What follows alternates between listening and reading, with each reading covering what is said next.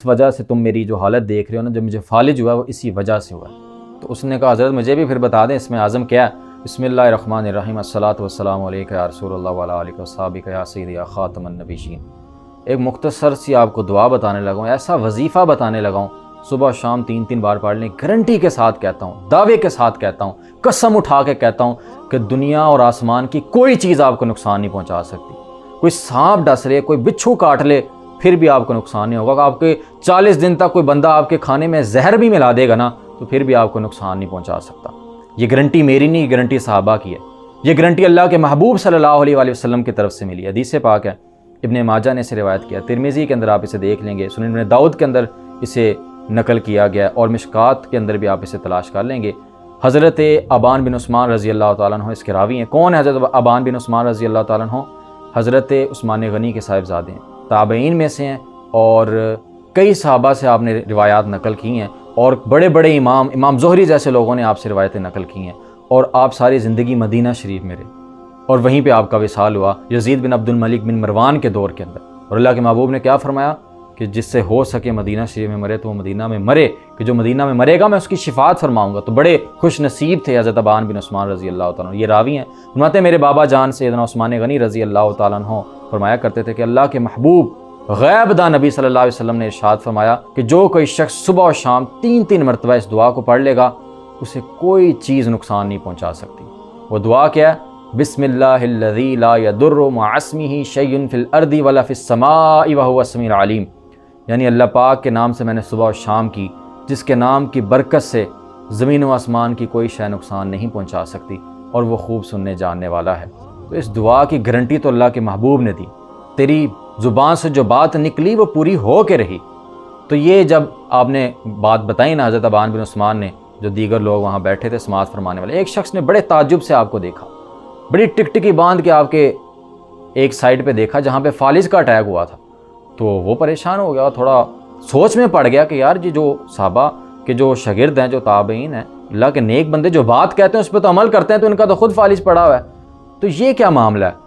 تو یہ ابھی آپ سوچ ہی رہا تھا وہ شخص، تو حضرت ابان بن عثمان نے آپ کے دل تک آپ کی رسائی تھی۔ اللہ کے نیک بندے، اللہ کے نبی نے فرمایا نا کہ مومن کی فراست سے بچو، وہ اللہ کے نور سے دیکھتا ہے۔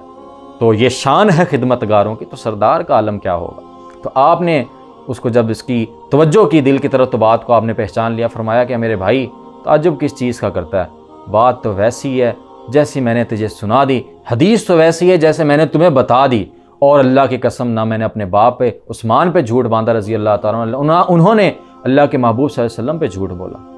دراصل بات یہ ہے کہ اس دن میں غصے کی کیفیت میں تھا، میں غصے کی حالت میں تھا، اور میرے ذہن سے یہ دعا پڑھنا نکل گئی، مجھے بھول گیا یہ دعا پڑھنا، اور اس وجہ سے تم میری جو حالت دیکھ رہے ہو نا، جو مجھے فالج ہوا ہے وہ اسی وجہ سے ہوا ہے۔ اگر انسان کا اللہ پہ یقین کامل ہو نا، تو اس کو کبھی بھی کوئی چیز پھر نقصان نہیں پہنچا سکتا۔ ہاں یہ جو چھوٹی موٹی بیماریاں ہیں، یہ جو جس طرح سر درد ہے، بخار، نزلہ، کھانسی، زکام، یہ تو اللہ تعالیٰ کی طرف سے ایک رحمت کے طور پہ آتی ہیں، بندے کے گناہ معاف ہوتے ہیں، ان سے نہیں گھبرانا چاہیے۔ ہاں اللہ تعالیٰ، صاحب مرکات نے ملا علی قاری رحمۃ اللہ فرماتے ہیں کہ انسان کو کوئی بڑی پریشانی، وہ چاہے آہستہ آہستہ آئے یا اچانک آئے، وہ اس کو نہیں پہنچ سکتی، کوئی زہریلی چیز اس کو نقصان نہیں پہنچا سکتی اس دعا کی برکت سے۔ تو اللہ پہ یقین رکھ کے جو اللہ کے محبوب نے صبح شام کی دعائیں بتائیں، ہمیں انہیں یاد کرنا چاہیے، اور ان کو پڑھنا چاہیے، اپنی زندگی کا معمول بنا لینا چاہیے۔ اسی طرح حضرت سیدنا ابو دردہ رضی اللہ تعالیٰ عنہ کے بارے میں آتا ہے کہ آپ کی نا ایک کنیز تھی، اور آپ کی کنیز نے ایک دن آپ سے پوچھا حضرت آپ جن ہیں کہ آپ انسان ہیں؟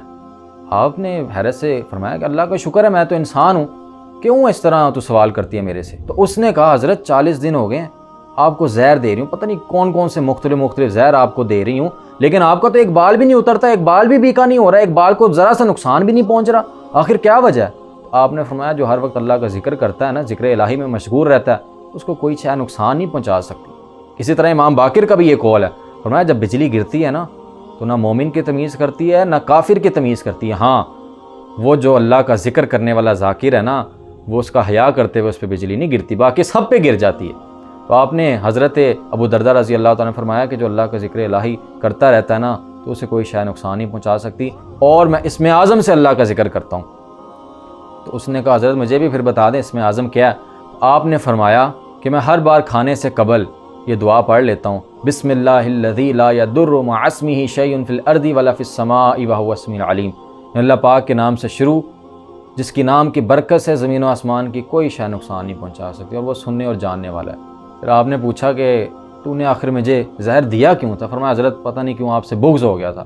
فرمایا اگر تو میری ذات کا مسئلہ ہے نا تو پھر گواہ ہو جا کہ میں نے اللہ کی رضا کے لیے میں نے تجھے آزاد کیا اور میں نے تجھے معاف بھی فرما دیا۔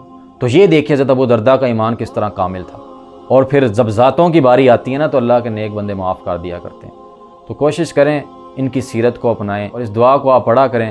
اللہ تعالیٰ سے دعا ہے اللہ تعالیٰ ہمیں عمل کی توفیق عطا فرمائے۔ وما توفیقی الا باللہ۔